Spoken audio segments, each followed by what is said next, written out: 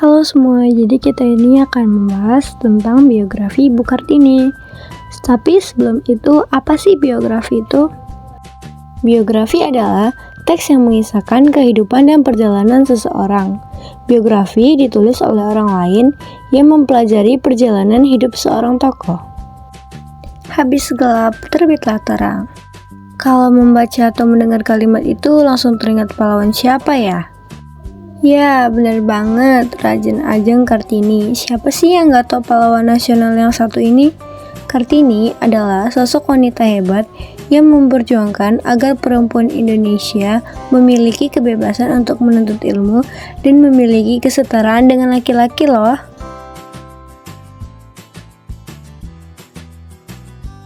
Raden Ajeng Kartini adalah seorang perempuan asal Jepara yang lahir pada 21 April 1879. Kartini merupakan keturunan bangsawan, oleh karena itu, gelar Kartini disematkan kepadanya. Kartini juga membaca banyak buku, surat kabar, dan majalah Eropa. Seperti istilahnya, buku adalah jendela dunia.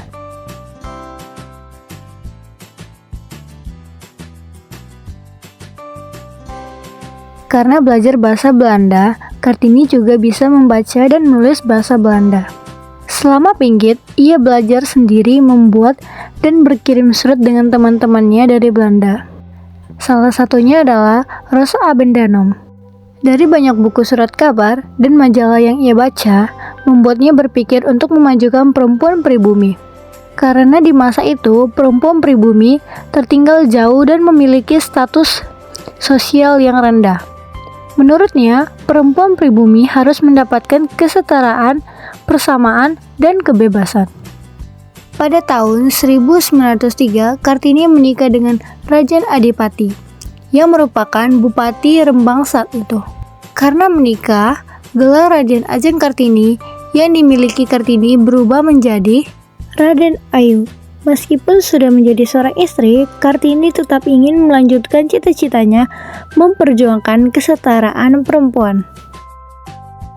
Suami Kartini mendukung dan memberi kebebasan terhadap cita-citanya.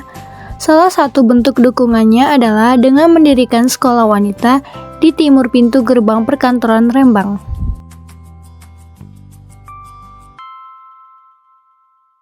Setahun setelah menikah, Kartini dikaruniai oleh seorang anak laki-laki bernama Sue Salid yang lahir pada 13 September 1904. Sayangnya, 4 hari setelah melahirkan, Kartini menghembuskan nafas terakhirnya. Ia meninggal di usia 25 tahun dan dimakamkan di Desa Bulu, Kabupaten Rembang. Berkat kegigihan Kartini, pada tahun 1912 berdirilah Sekolah Kartini oleh Yayasan Kartini. Sekolah ini didirikan oleh keluarga Van Deventer, salah satu tokoh politik etis saat itu. Awalnya, Sekolah Kartini hanya didirikan di Semarang loh, tapi kemudian berdiri juga di Surabaya, Yogyakarta, Madiun, Malang, dan daerah lainnya.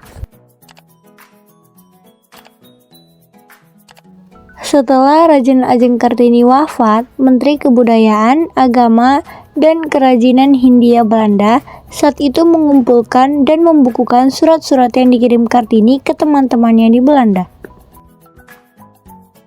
Buku tersebut diberi judul Habis Gelap, Terbitlah Terang. Diterbitkannya buku tersebut mulai mengubah cara berpikir masyarakat Belanda terhadap perempuan pribumi, khususnya Jawa. Pada 2 Mei 1964, Soekarno mengeluarkan surat keputusan Presiden nomor 108 tahun 1964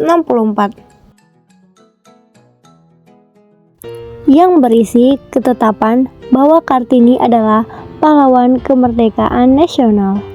Soekarno juga menetapkan 21 April sebagai Hari Kartini yang kita memperingati setiap tahunnya sampai sekarang. Itulah biografi Raden Ajeng Kartini secara singkat. Dengan kebebasan menuntut ilmu saat ini, jangan lupa untuk terus belajar dan raih cita-cita kamu ya.